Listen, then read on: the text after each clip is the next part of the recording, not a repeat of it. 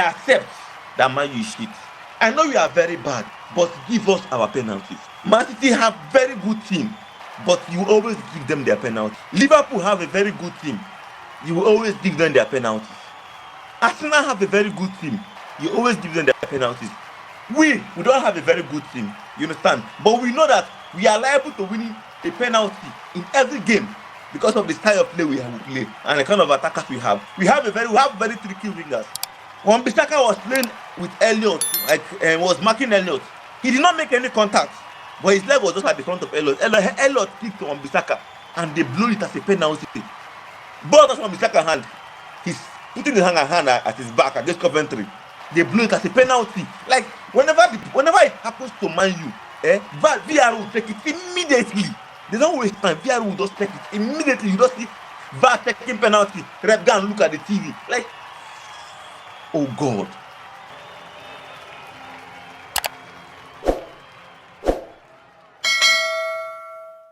Alright, Casey, more points have been dropped.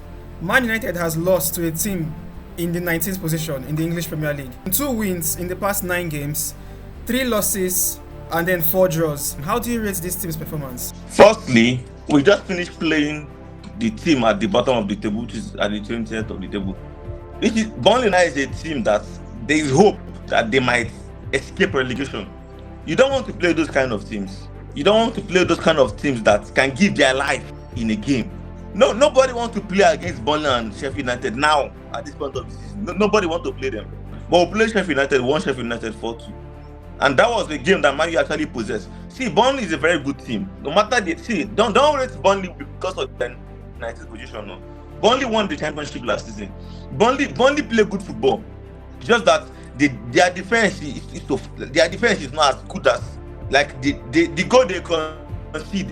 It's not talking much about what they played during the match because of their defense. I feel like they need to work on their defense. Burnley is a good, you understand, ball playing team. If you watch Burnley against other teams, other big teams, you're going to see they concede fine, but Burnley create chances. Now, watch Burnley against Chelsea now. You see what happened. Chelsea did not win the game, if I'm not mistaken. You understand? There was a battle. I think it was a draw. I think so. Either was a draw. Burnley won. One of them happened. Burnley is a good playing team. You understand? Teams like Arsenal won them 5-0 because of Burnley. You cannot come and play Arsenal and hold possession. You understand? I want to win the game. If you actually work on counter attacks and you may actually get something. But when you're holding possession, if you notice that's how Antony scored the goal, you make mistake. And Arsenal they have good strikers. And as Lenny Saka, they will bury it with penalties. If you rough them, they will give you. But see, I accept that Man U is shit. Look at our defense. Look at Onana. Onana is the one saving us. Defense is very bad. Midfield is bad. Attackers are missing chances. I know we are very bad, but give us our penalties. Man City is very good. Man City have very good team, but you always give them their penalties. Liverpool have a very good team. You will always give them their penalties. Arsenal have a very good team. You always give them their penalties.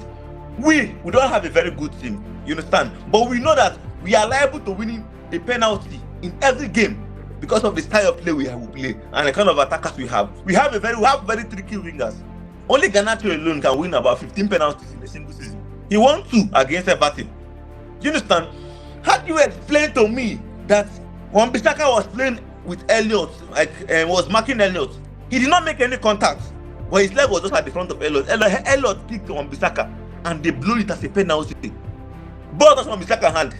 He's putting his hand at his back against Coventry. They blew it as a penalty. Like whenever it happens to Man U, VAR will take it immediately. They don't waste time. VAR will just take it immediately. You just see VAR taking penalty. Rep go and look at the TV. Like, oh God. But when it's against Man U, VAR will not even check it. Calling rep to go and look at the TV is like you're praying to go to heaven without dying. You understand?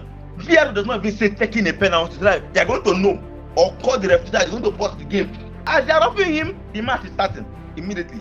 That guy kicked Garnacho on his leg, bro. That was the penalty. If you don't blow this as a penalty, then why will you blow on Bissaka against Elliott against Liverpool as a penalty? Did you watch Man City game against Chelsea? The ball touched this guy's hand, Grealish's hand. They said no penalty. But against Man U, against Coventry, the last minute in the 90 minutes, they said penalty. There is a manipulation against Manchester United. It is very clear. Like, the world is seeing it, but you cannot say anything. You cannot do anything. The world is seeing that. How do you blow a penalty? Okay, look at that lot against Madueke against Chelsea. Did you see what happened there?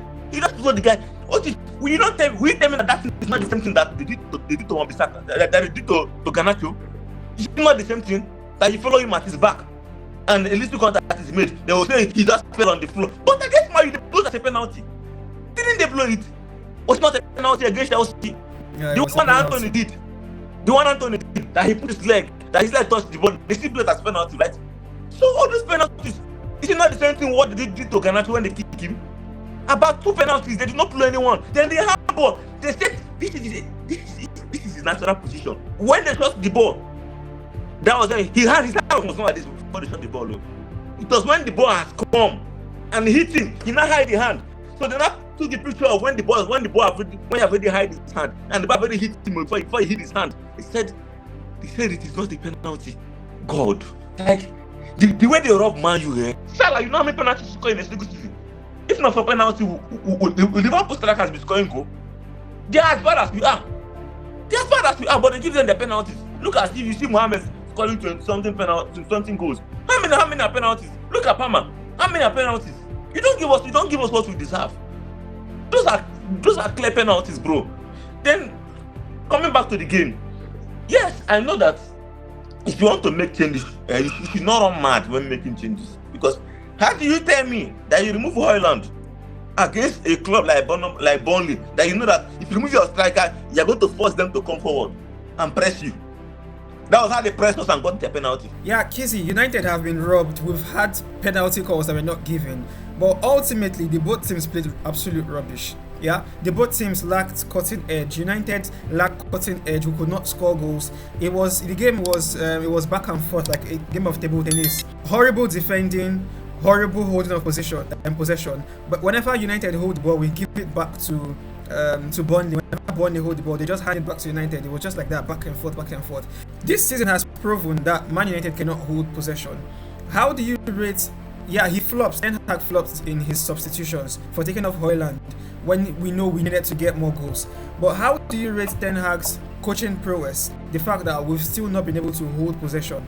This is Burnley, placed 19. That's why they are fighting for their lives. Expected our coach to move Eriksen when he became. See, we have been trying to hold possession. At least we have been doing better than we have been doing when we had Rashford. Our game against Sheffield United, we had good possession. Even our game today, we tried to hold possession, but at the point it was not working perfectly well. I expected, because Eriksen was one giving away the ball. I expected him to remove Eriksen early and bring in Mason Mount early, because Eriksen could not even mark the ball again. Eriksen was just, I don't know what Eriksen was doing again. I expected him to that early time to remove Eriksen first and bring Mason Mount first. Let's watch how the game is going to be. Leave Højlund there.